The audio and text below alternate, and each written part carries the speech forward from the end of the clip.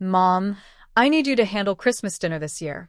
It'll be 15 people from Mark's family, and you know how you cook. Sarah's voice sounded casual over the phone, as if she were asking Eleanor Vance to pick up milk from the grocery store. Eleanor, 72 years old, felt the world pause for a moment as she processed her daughter's words. 72 years of life, 45 years of marriage, 30 years a widow, and now this.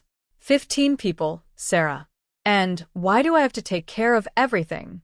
Eleanor asked, gripping the phone until her knuckles turned white. From the other end of the line, she heard Sarah sigh impatiently, like a spoiled child throwing a tantrum. Oh, Mom, because you have free time. We work all day. Besides, Mark's house is too small to host his entire family. Yours is perfect. It has that big dining room and spacious kitchen. And let's be honest, no one cooks turkey like you do. Eleanor closed her eyes and leaned against her kitchen wall. The same kitchen where she had prepared thousands of meals for Sarah when she was little, where she had waited up when Sarah came home late from teenage parties, where she had cried silently after her husband's funeral. It was as if her daughter had completely forgotten who was the mother and who was the daughter. Sarah, honey, I'm not a domestic worker. I'm your mother. Please, Mom, don't be dramatic. It's just a family dinner. You can buy everything and I'll give you the money afterward. Mark already talked to his mom, Brenda, and she's bringing the desserts. You just need to take care of the main course, side dishes, appetizers, and clean the house before and after. You know, the usual. The usual. Eleanor felt a bitter laugh rise in her throat. When had it become normal for her to be the servant of her own family? When had she accepted being treated as if her time, her energy, her dignity were worth nothing? And Mom, one more thing. Mark's family is a bit particular about food. Nothing too spicy. Aunt Carol can't eat gluten. Cousin Matthew is vegetarian. And Mark's grandma only eats very well done meat. Oh, and we need red wine, but not too expensive, because it's a lot of money in the end. Eleanor remained silent, feeling each word from Sarah like a slap. It wasn't just the Christmas dinner. It was a lifetime of small humiliations that had accumulated like raindrops into a storm. It was the 15 people, said so naturally, as if preparing food for 15 demanding strangers was as simple as boiling water for tea. And what are you going to do, Sarah, while I'm cooking for your husband's entire family? Oh, Mom, I'll be there helping, of course. I don't know. I'll set the table and serve the drinks. Mark will be busy tending to his family. You know how these family gatherings are.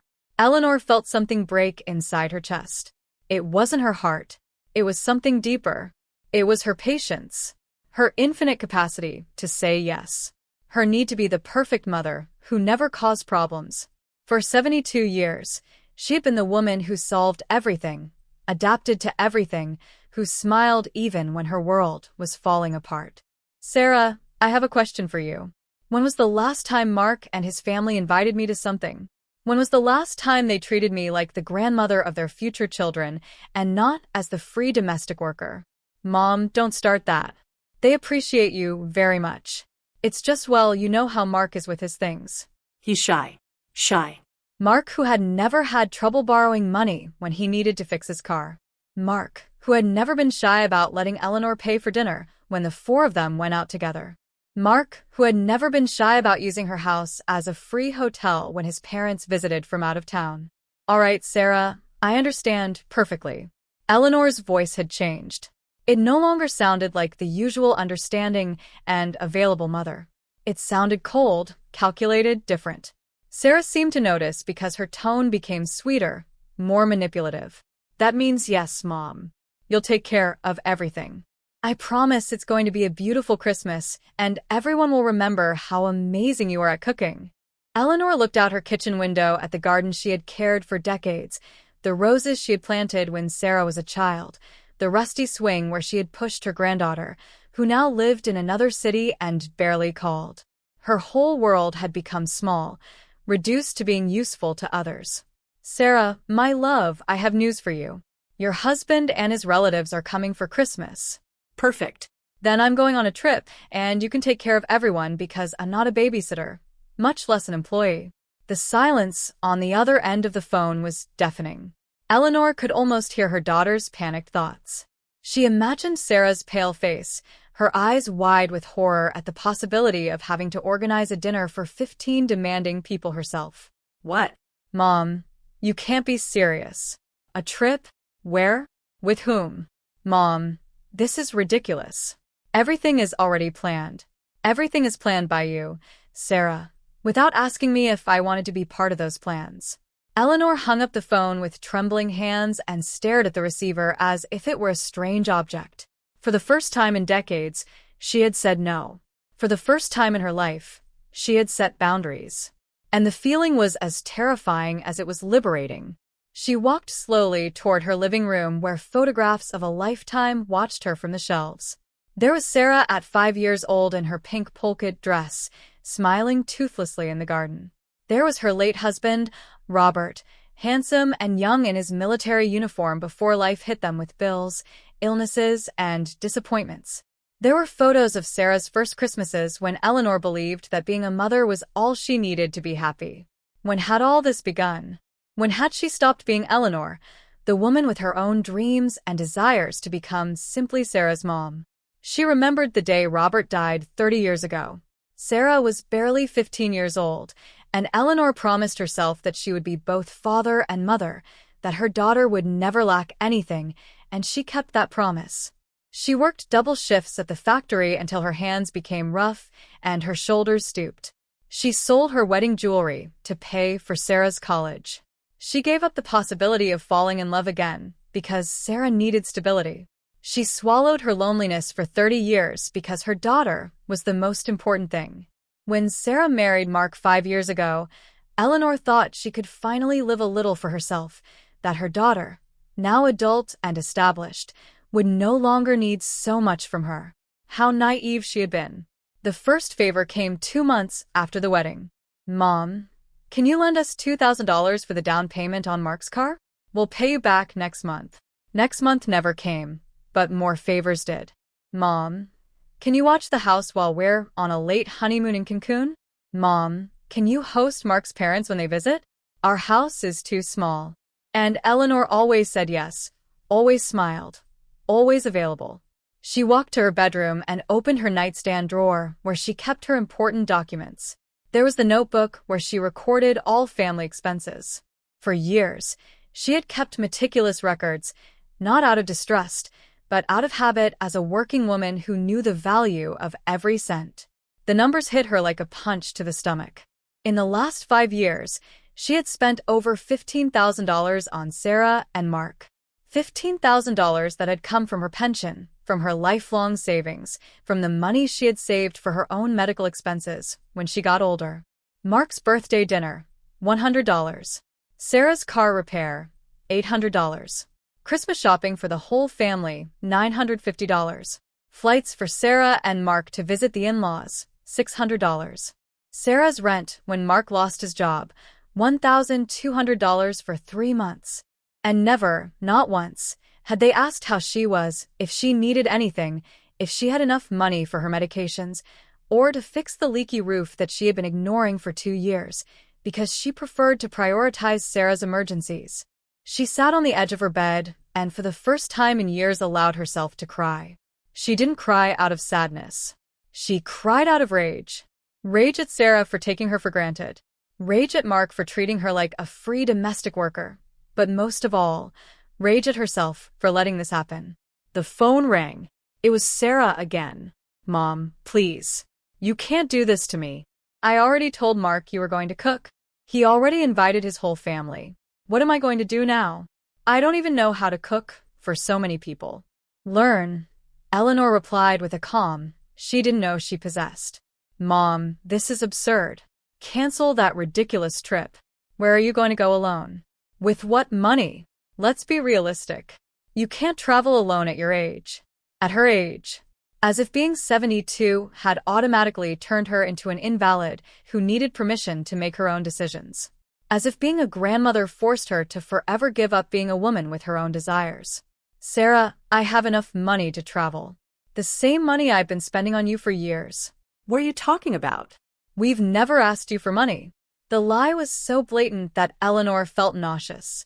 Had Sarah really forgotten all the loans she never repaid? Or had she simply decided they didn't count because they came from her mother? Sarah, I have all the receipts, all the proof. Every cent I've spent on you for 5 years is documented. Silence. Then Sarah's voice, smaller, more insecure. Mom, that's different. We're family. Families help each other. You're right, my love. Families help each other. When was the last time you helped me? More silence. Eleanor knew Sarah was desperately doing a mental inventory, trying to remember some gesture of generosity toward her mother. She wouldn't find it because it didn't exist. I'm always here for you, Mom. I always call you. You call me when you need something. There's a difference. The truth hung in the air like an accusation. Eleanor got up and walked to her window, looking at the street where she had lived for 40 years. The same street where she had raised Sarah, where she had mourned Robert's death, where she had grown old, waiting for someone to treat her with the respect she deserved. Tomorrow, I'm going to the travel agency, she finally said. And you're going to have to figure it out yourself. That night, Eleanor couldn't sleep. She lay awake staring at her bedroom ceiling, listening to the familiar sounds of her house, the hum of the old refrigerator, the persistent drip from the bathroom she had never fixed because there was always something more urgent to pay for, the creak of the old timbers settling with the years. At 3 o'clock in the morning, she got up and walked to the kitchen. She brewed a cup of chamomile tea, the same kind she used to make Sarah when she was little and had nightmares. How ironic that now it was she who had nightmares. But her nightmares were real and had names.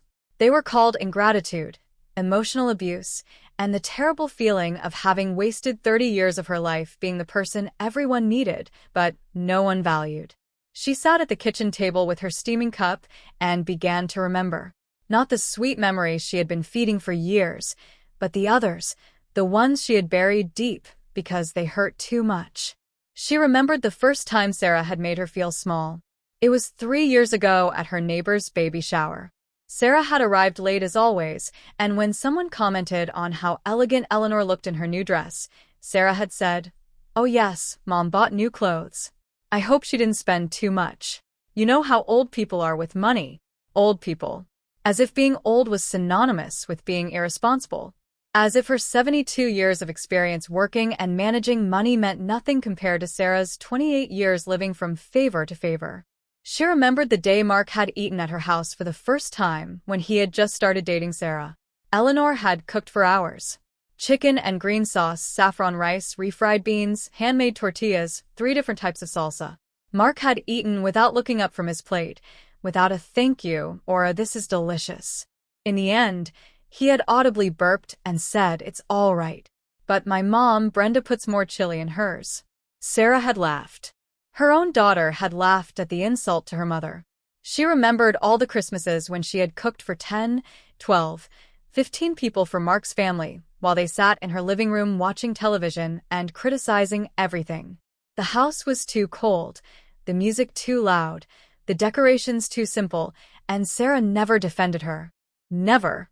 She remembered the day she had to go to the emergency room because she had deeply cut her hand while cooking for Mark's birthday. Sarah had arrived at the hospital 2 hours later, not because she had been busy, but because she had been at the beauty salon. "Oh, Mom, was all that drama necessary? It's just a few stitches. Just a few stitches." As if her mother's pain was always just something insignificant. She remembered when she had sold Robert's engagement ring, the only valuable keepsake she had of her late husband, to lend Sarah $3,000 when Mark had lost his job. Sarah had promised to pay her back in 3 months. That had been 2 years ago. She remembered the time she had been sick with the flu for a week, so ill she could barely get out of bed. And Sarah hadn't come to see her even once.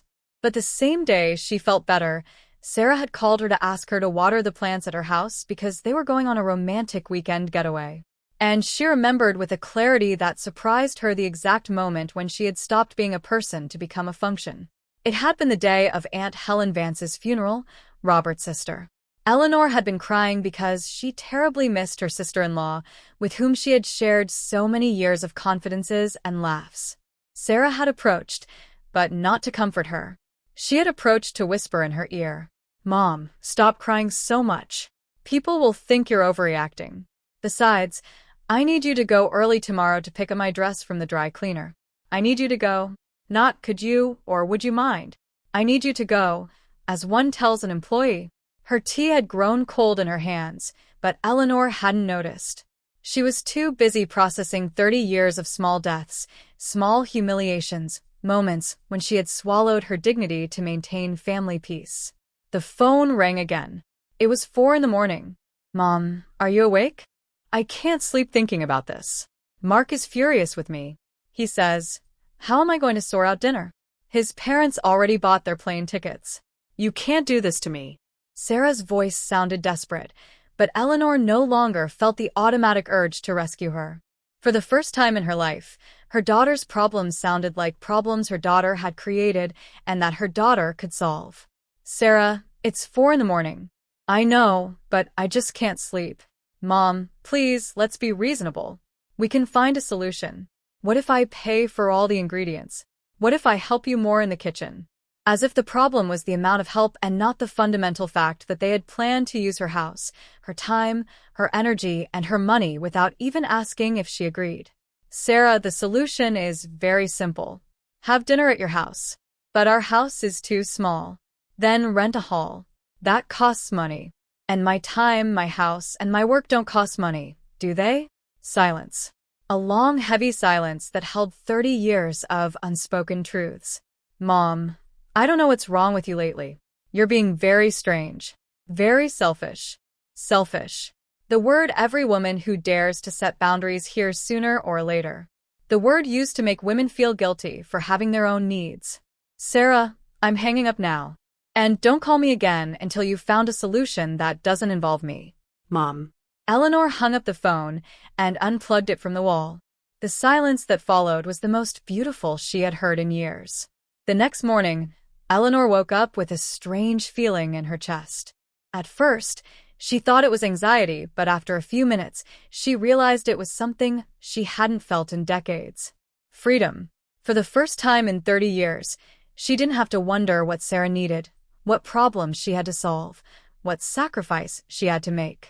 She dressed carefully, choosing her favorite cream blouse, the one Sarah always criticized, saying it made her look too old. She combed her hair in front of the mirror and for the first time in years truly looked at herself, not to look for wrinkles or gray hairs to conceal, but to recognize herself. There stood Eleanor Vance, 72 years old, widow, mother, but above all a woman. She walked towards downtown with firm steps. Every block she covered felt like a declaration of independence.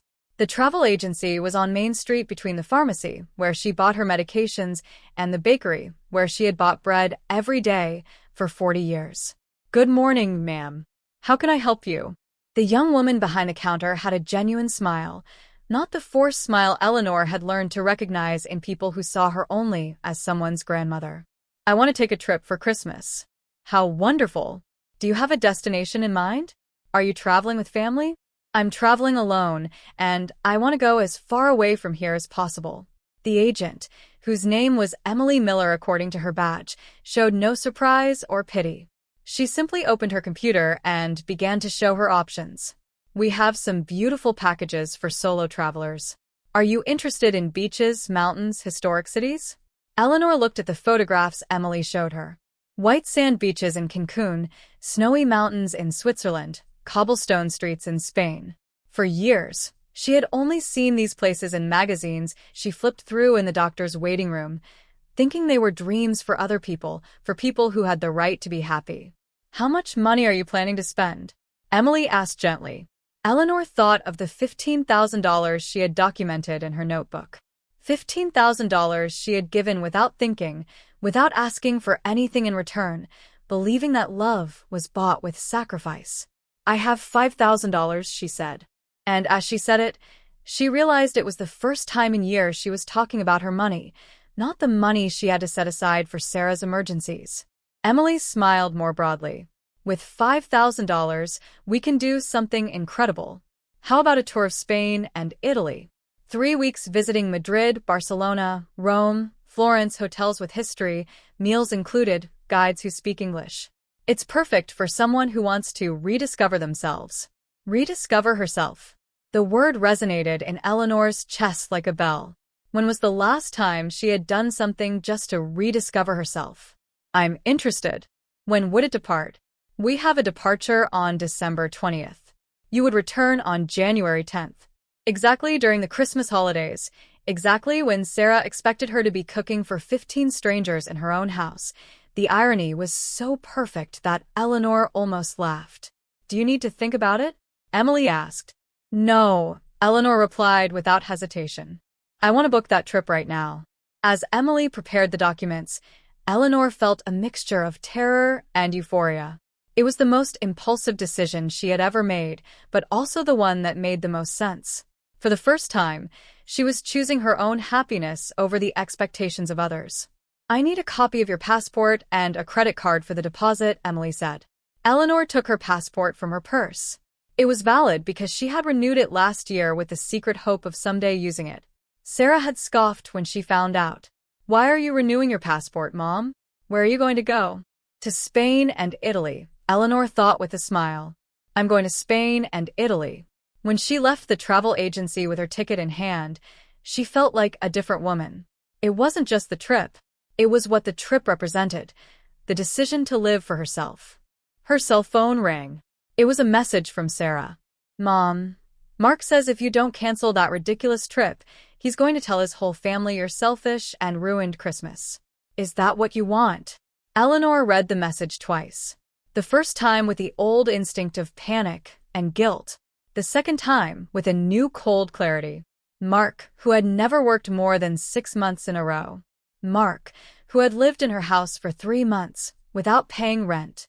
Mark, who ate her food, used her electricity, her water, her internet, and now had the audacity to call her selfish. She typed a clear reply. Tell Mark he can tell his family whatever he wants. I'll be in Europe, so I won't hear him. The reply came immediately. Europe? Are you crazy? With what money? With my money, Eleanor wrote, and then after a moment's thought, she added, the same money I've been spending on you for years. Her phone started ringing immediately. Sarah was calling her.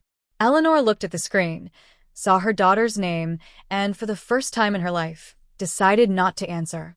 She turned off the phone and put it in her purse. She had more important things to do than listen to reproaches and manipulations. She had to buy luggage. She had to check what clothes to take to Europe in December. She had to start living the life she had been postponing for 72 years. As she walked toward the luggage store, Eleanor felt lighter with each step. It was as if she had been carrying an invisible backpack full of stones for decades and had finally taken it off. For the first time in 30 years, she had something to look forward to, and it had nothing to do with making someone else happy. For the next 3 days, Eleanor kept her phone off, not because she was afraid of Sarah's calls, but because she had discovered something wonderful. Silence. The silence of not having to explain her decisions to anyone. The silence of not having to justify why she deserved to be happy. She spent those days preparing for her trip like a teenager preparing for her first date. She bought a new suitcase, wine red, elegant, and practical. She bought clothes she had never dared to wear, a stylish beige coat that made her look sophisticated, brightly colored scarves, comfortable but pretty shoes for walking on European streets. At the downtown bookstore, she bought a guide to Spain and Italy and spent hours studying the maps, marking the places she wanted to visit.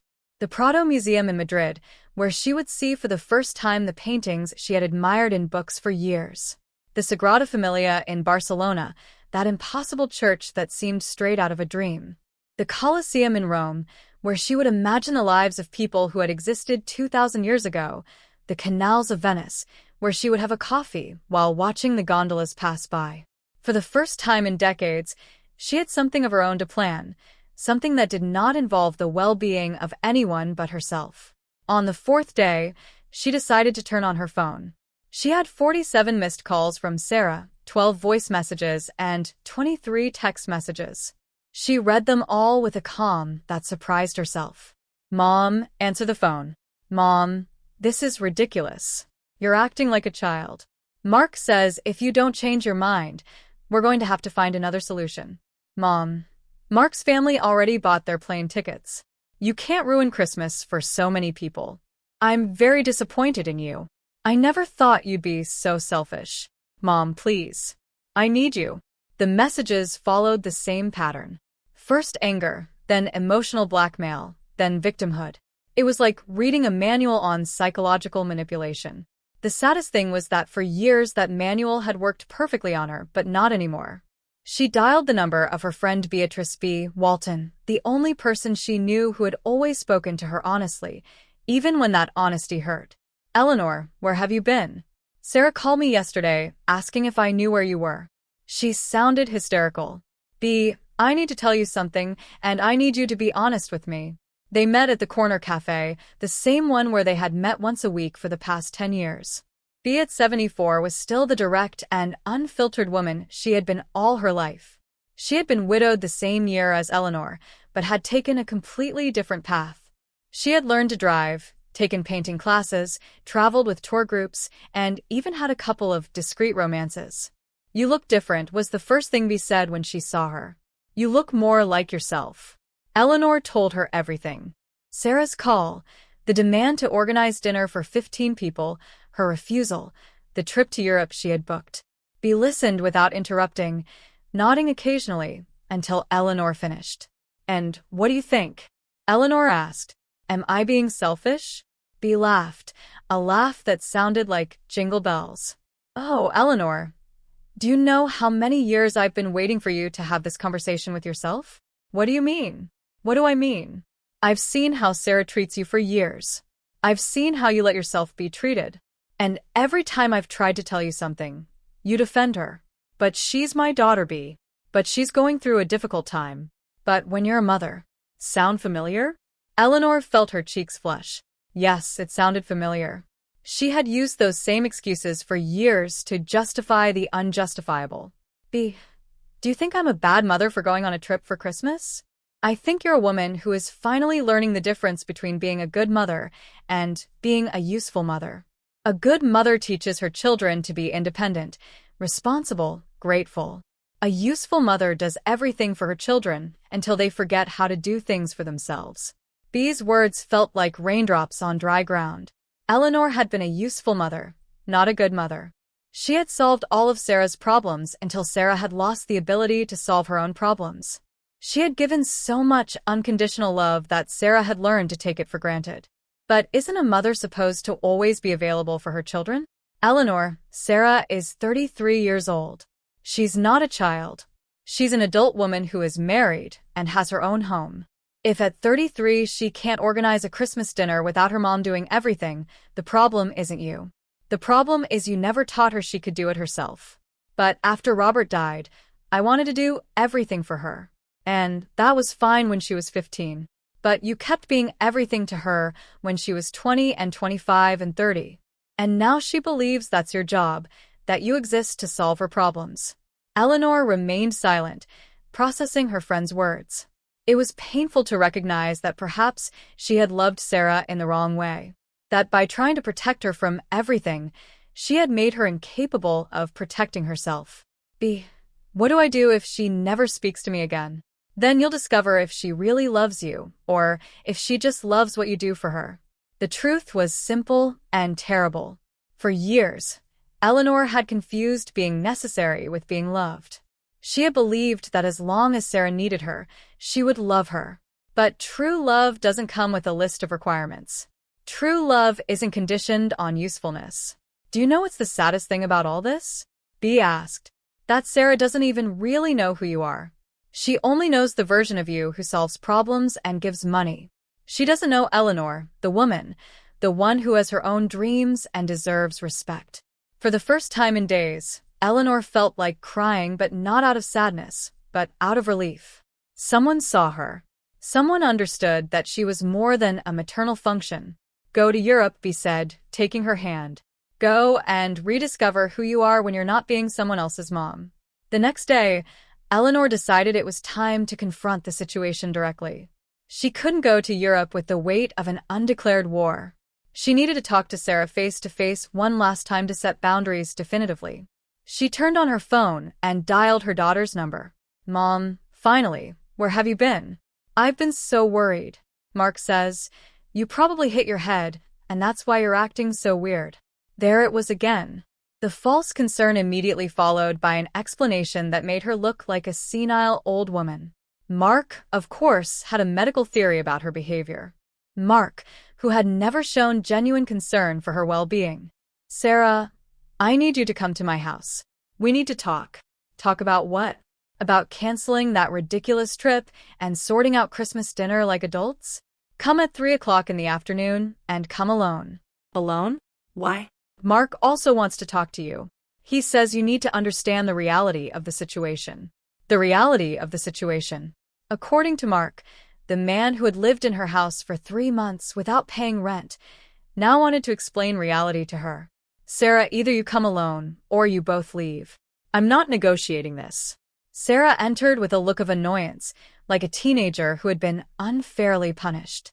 She sat on the sofa with her arms crossed, radiating resentment. Mom, this has to stop. You're acting like a spoiled child.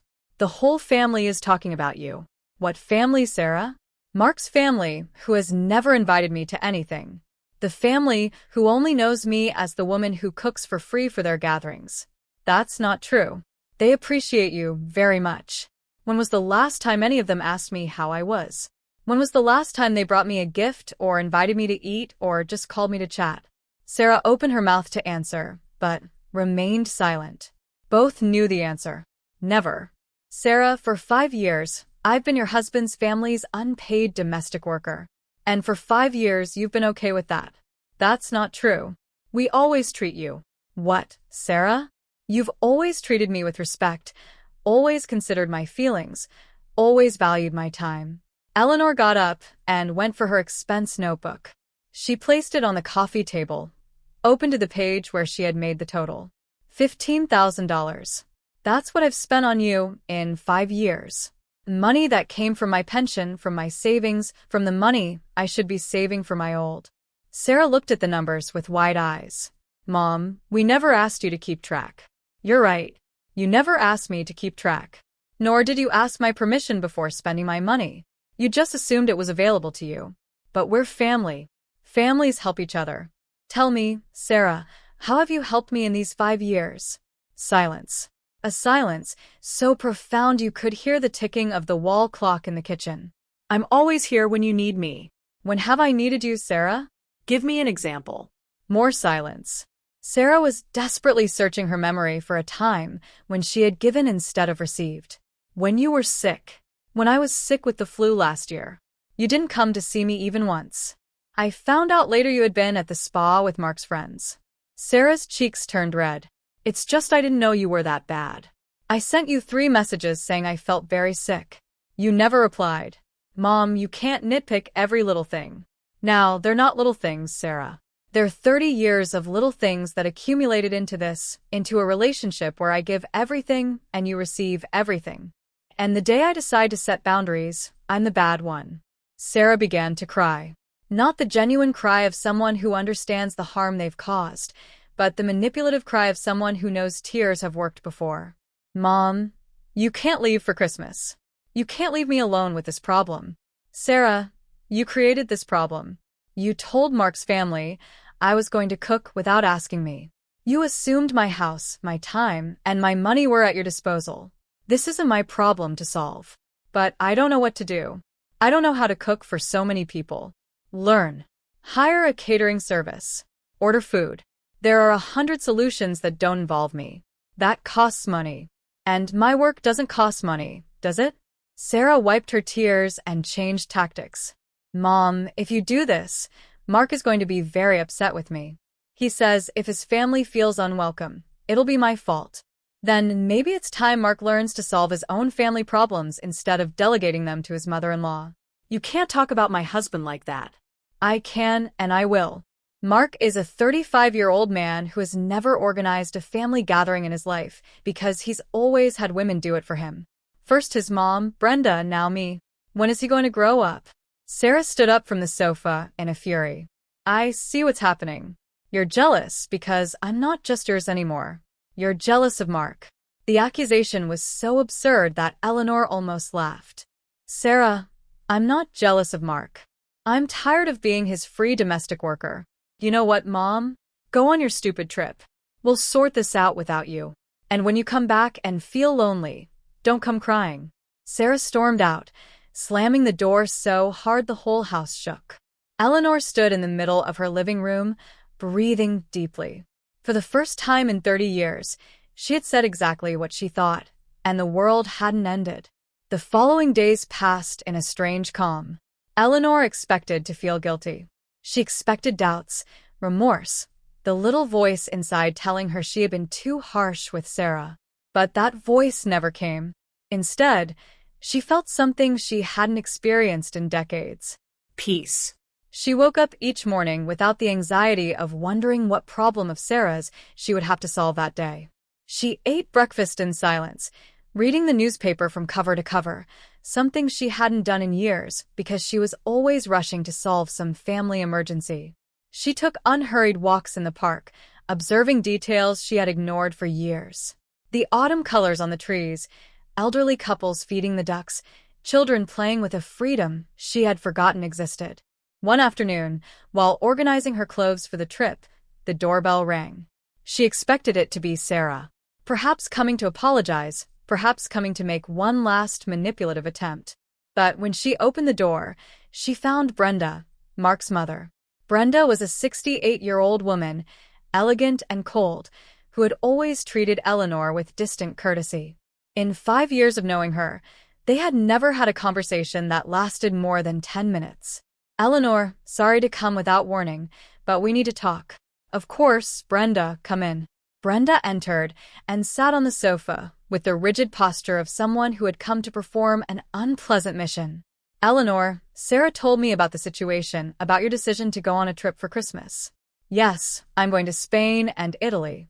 It's something I've wanted to do for years. I understand you want to travel, but don't you think the timing is inappropriate? We already have everything planned. My family already bought their plane tickets. Eleanor studied Brenda's face. There was no malice in her words, but there was that automatic assumption that others' plans were more important than her own. Brenda, can I ask you something? In these 5 years, how many times has your family invited me to something? Brenda blinked. She clearly didn't expect that question. Well, we've always appreciated you opening your home for family gatherings. That's not what I asked. I asked how many times you've invited me to something, to your house, to a restaurant, to a celebration where I was the guest and not the hostess. The silence stretched. Brenda looked at her hands, clearly uncomfortable. Eleanor, we always thought you enjoyed being the hostess. You're such a good cook and your house is so welcoming. Brenda, for 5 years, I've cooked for your family every Christmas, every birthday, every special occasion. I've spent thousands of dollars on food, decorations, gifts. I've cleaned my house before and after every gathering. I've washed mountains of dishes. And in 5 years, no one in your family has genuinely thanked me. But Eleanor, we always. Last year at Christmas dinner, your sister Carol criticized my turkey, saying it was too dry. Your brother-in-law, Elias, complained there wasn't enough beer. Your son, Mark, burped at the table and then fell asleep on my sofa while I washed the dishes. Is that appreciation, Brenda? Brenda blushed. She clearly knew that everything Eleanor said was true, but she had never thought about it from the hostess's perspective. Eleanor, I hadn't realized. Of course you hadn't realized, because for 5 years all of you have seen me as part of the furniture at family gatherings. The woman who cooks, cleans, and pays, but who doesn't have her own feelings. That's not true. Brenda, tell me something. Do you know my favorite color? Do you know what kind of music I like? Do you know if I have hobbies, dreams, interests that aren't cooking for your family? Brenda looked at her with wide eyes, clearly realizing she knew absolutely nothing about Eleanor as a person. I hadn't thought exactly. You hadn't thought because for your family, I'm not a person. I'm a function.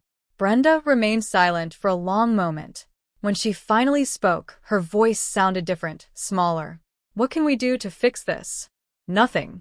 Brenda, you can't fix 5 years of disrespect with an apology. And I don't want you to fix it anymore. But Christmas dinner. Christmas dinner can be at a restaurant, at your house, at Sarah's house, or anywhere that isn't mine. For 5 years, You have taken for granted that my house was available for your gatherings. This year, you will learn to make other plans. I know we've made mistakes, but don't you think cutting all contact is extreme? I'm not cutting all contact. I'm setting boundaries. I'm telling you that I'm no longer going to be your family's unpaid domestic worker. Brenda stood up to leave, but before reaching the door, she turned around. Can I ask you something personal? Of course. Have you ever been happy doing all these things for us? The question hit Eleanor like a punch to the stomach. Not because it was cruel, but because it was genuine, and the answer was devastatingly honest. No, Brenda, I haven't been happy. I've been so busy being useful that I forgot how to be happy. Brenda nodded slowly, as if finally understanding something important. I hope you find that happiness on your trip. After Brenda left, Eleanor sat in her kitchen with a cup of tea. For the first time, someone from Mark's family had recognized that she had a right to be happy. It was a small step, but it was something. She looked at the calendar on the wall. 5 days until her flight. 5 days to leave behind 30 years of being the woman who solved others' problems and start being the woman who lived her own life. The phone rang. It was B. How's everything, Eleanor? I think I'm finally learning the difference between being needed and being respected. And how does that feel? Eleanor smiled. A genuine smile that no one could see, but that could be felt through the phone. It feels like freedom. The day before her flight, Eleanor woke up with a feeling of anticipation she hadn't felt since she was a child waiting for Christmas. She had everything ready, her suitcases carefully packed, her documents organized in a special folder, the perfect clothes for every occasion she had imagined. But more important than all that, she had something she had lost decades ago. Hope. She bathed calmly, chose her favorite dress, the terracotta color Sarah always criticized, saying it made her look too flashy, and put on makeup in front of the mirror, not to look younger or to hide wrinkles, but to celebrate the woman she had rediscovered. Every line on her face told a story, and for the first time in years, she was proud of that story. As she ate her last coffee at home for breakfast, the doorbell rang. Her heart skipped a beat, thinking it might be Sarah coming to make amends. But when she opened the door, she found something completely unexpected. An older gentleman, elegant, with flowers in his hands. Mrs. Eleanor Vance? Yes, that's me. My name is David Hawthorne. I'm Emily's father, the travel agent who organized your trip to Europe. Eleanor looked at him confused. Why would Emily's father be at her door? Emily told me about you, David continued with a warm smile. She told me you're a brave woman who's going to travel alone to Europe for the first time. And I'm also planning the same trip, the same dates, almost the same itinerary. Eleanor felt her cheeks flush. And I was wondering if you'd like some company, not for romance or anything pushy, he quickly clarified, noticing the surprised expression on her face. Just to have someone to share a meal with once in a while, someone to take your picture when you're in front of the Leaning Tower of Pisa. It was so unexpected, so outside everything she had imagined for her trip that Eleanor didn't know what to say immediately. For months, she had visualized this trip as her declaration of independence, her moment of chosen solitude. But there was this man, David, offering her something she hadn't considered. Company without obligations. I don't know what to say. I wasn't expecting this. Emily showed me a picture of you when you were at the agency. Not to invade your privacy, he hastened to explain, but because I had told her I hoped to meet interesting people on the trip. She told me you had a smile that showed strength and sadness at the same time. That description intrigued me. Eleanor truly looked at David for the first time. He was probably 75, with neatly combed silver hair, kind eyes behind elegant glasses, and a posture that spoke of dignity without arrogance. He was wearing a brown wool sweater and well-pressed trousers. He wasn't handsome in the traditional way, but there was something about him that radiated calm and respect. Can I ask why you're traveling alone? My wife died 2 years ago, cancer. During the last year of her illness, I promised her that if she left before me, I wouldn't stay home feeling sorry for myself. I promised her I would travel, that I would see places, that I would live for both of us. His voice softened. This is my first big trip without her. Eleanor felt an immediate connection to his story. Both were escaping versions of themselves they no longer wanted to be. Both were looking to rediscover themselves in distant places. And what do you hope to find in Europe? David smiled. I hope to find the man I was before I became just Maria's husband. I hope to remember what I liked to do when I wasn't taking care of someone else. The words resonated in Eleanor's heart like bells. It was exactly what she had been feeling, but hadn't known how to express. David, I have to be honest with you. This trip is very important to me. It's the first time in 30 years I'm doing something completely for myself. I don't want to compromise it with romantic expectations. Oh, Mrs. Eleanor, he interrupted gently. I don't want complications either. I just want the possibility of sharing an intelligent conversation once in a while, and having someone tell me if I have food in my teeth after eating pasta in Rome. Eleanor laughed, a genuine laugh that surprised herself.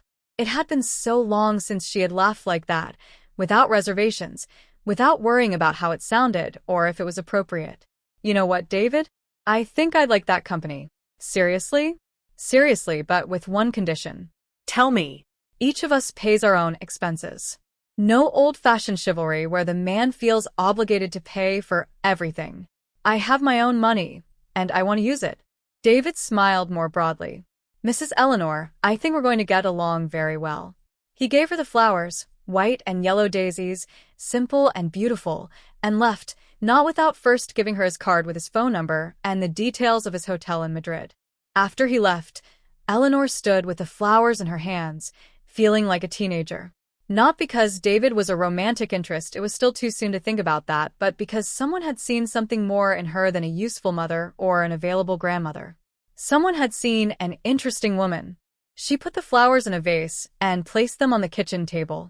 Tomorrow she would be on a plane to Madrid, and for the first time in decades, she didn't know exactly what to expect. That uncertainty that once would have terrified her now excited her. The phone rang. It was Sarah. Mom, your flight is tomorrow, right? Yes, tomorrow. There was a long pause. Mom, I don't want you to leave angry with me. I'm not leaving angry, Sarah. I'm leaving free. Can we talk when you get back?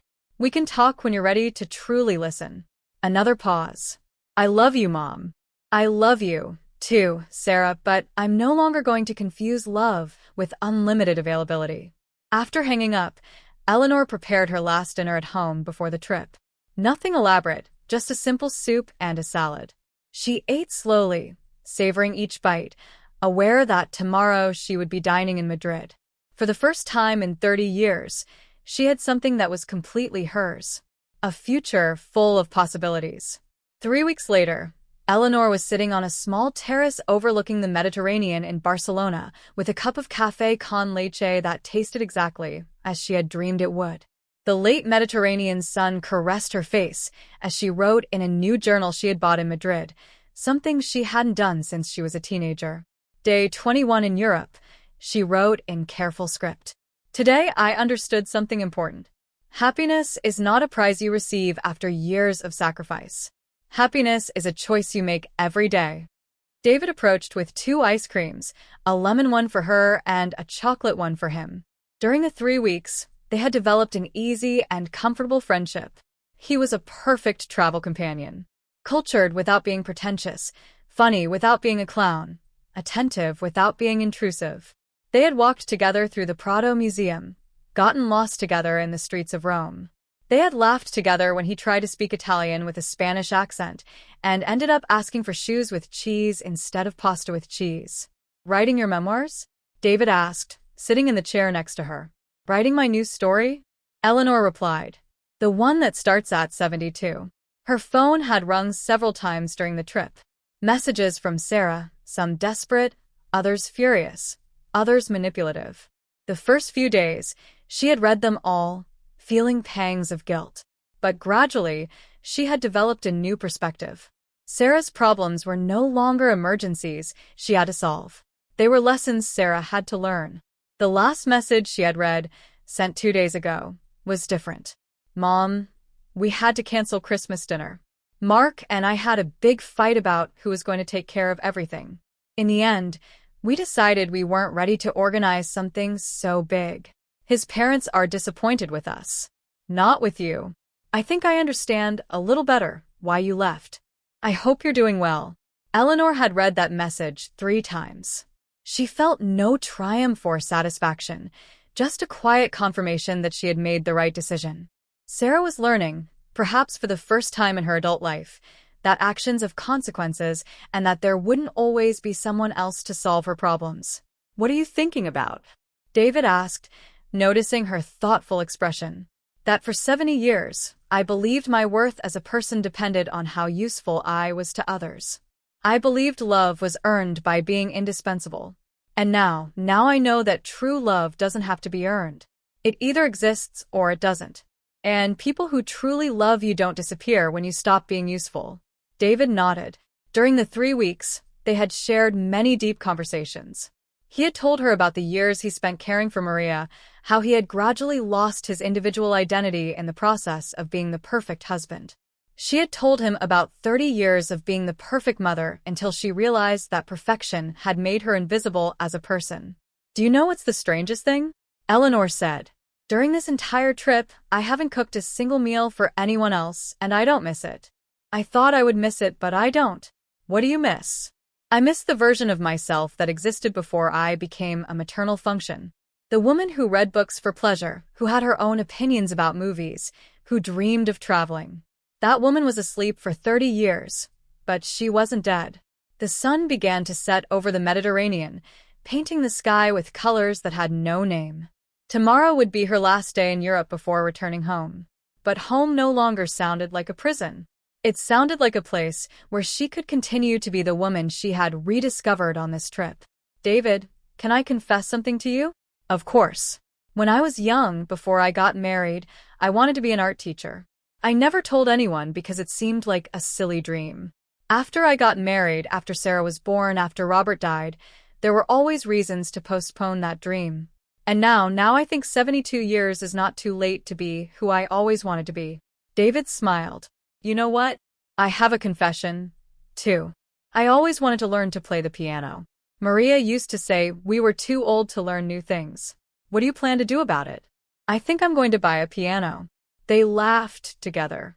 The laughter of two people who had discovered that life doesn't end when you turn 70. That perhaps in some strange way it's just beginning. That night, Eleanor stayed awake in her hotel room, looking out the window at the lights of Barcelona. Tomorrow, she would return home, but not as the same woman who had left.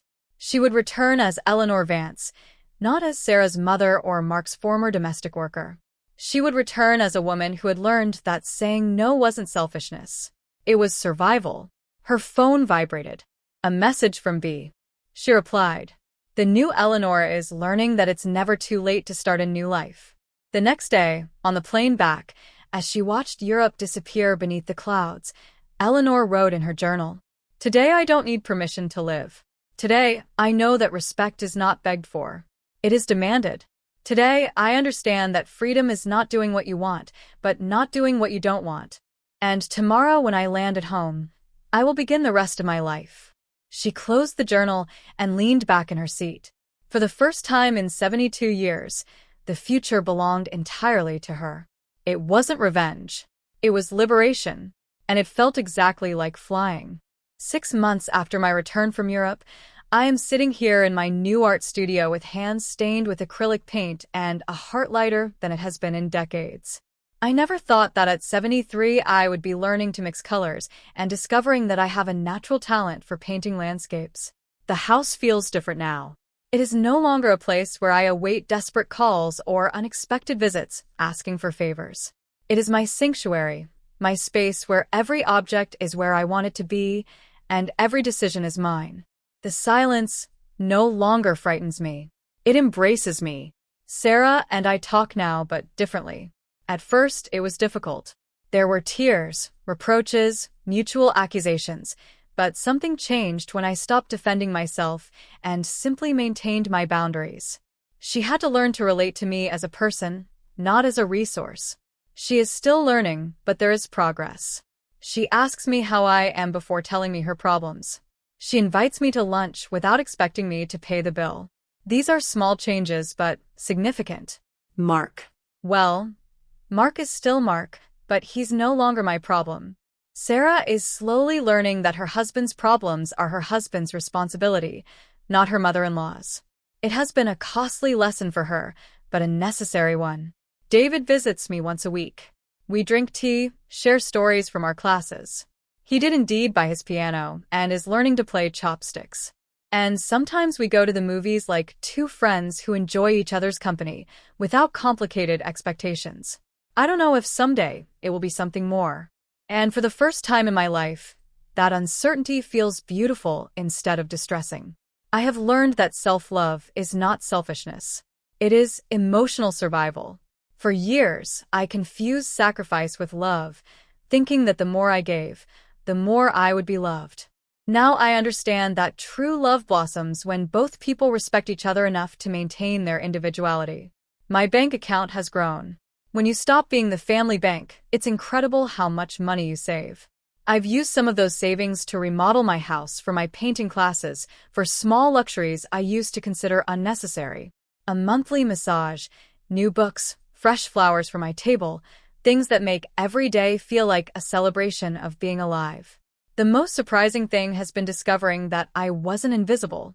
I had simply stopped seeing myself. When I started to value myself, others also began to do so. My neighbors greet me differently. The butcher asks me about my paintings. The librarian saves art books, especially for me. I have learned that setting boundaries doesn't destroy relationships. It either improves them or eliminates them. And both outcomes are good. Relationships that improve become more authentic. Those that are eliminated probably weren't worth keeping. Some days I feel sadness for the lost years, for the woman I was who believed herself indispensable, when in reality, she was interchangeable. But that sadness no longer paralyzes me. I accept it, embrace it, and then let it go. The past taught me the present belongs to me. I look at my hands as I write this. Hands that cooked thousands of meals for people who took them for granted. Hands that clean messes I didn't make. Hands that sign checks for others' dreams.